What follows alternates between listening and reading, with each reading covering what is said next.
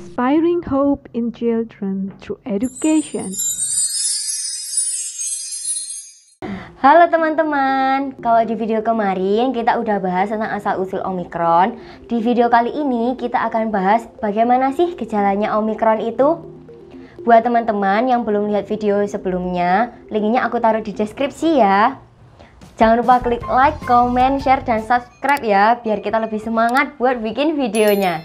Seperti yang kita pelajari di video sebelumnya, Omikron ini memiliki sejumlah mutasi sehingga varian Omikron ini memiliki perbedaan dari COVID sebelumnya, termasuk seberapa cepat penyebarannya dan tingkat keparahan infeksi yang dihasilkan.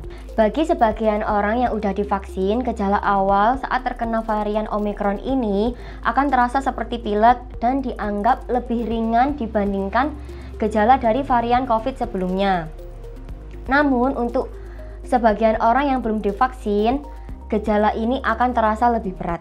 Varian Omikron bertindak kurang lebih sama seperti virus corona biasa. Gejala yang ditimbulkan seperti terserang flu. Nah, selain gejala flu, ada gejala lain yang kemungkinan dirasakan saat terpapar varian Omikron. Nah, berikut adalah 5 gejala awal saat terpapar Omikron. 1. Sakit tenggorokan. Sakit tenggorokan menjadi salah satu gejala awal yang paling umum dirasakan pasien saat terpapar Omikron. Di beberapa orang yang bergejala ringan, sakit tenggorokan menjadi gejala awal dan yang paling sering ditemukan. 2. Batuk.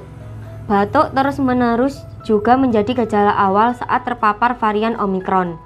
Batuk dan kelelahan juga menjadi gejala umum bagi orang yang terpapar Omikron.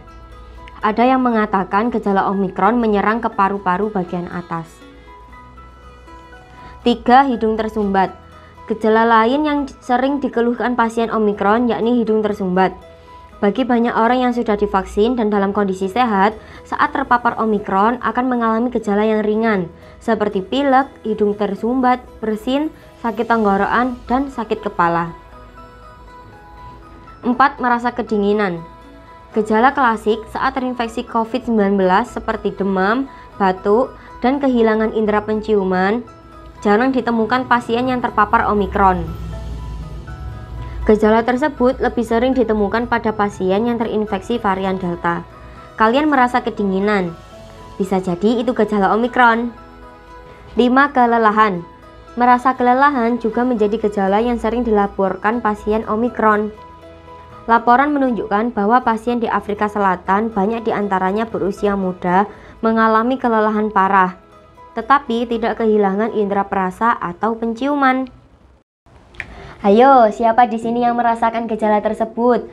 Tetap waspada ya teman-teman, karena cuaca saat ini juga sedang naik turun. Tapi kalian gak perlu khawatir, karena Mimin akan bagikan tips and trik di masa pandemi. Pengen tahu kan? Aktifkan loncengnya dan see you tomorrow!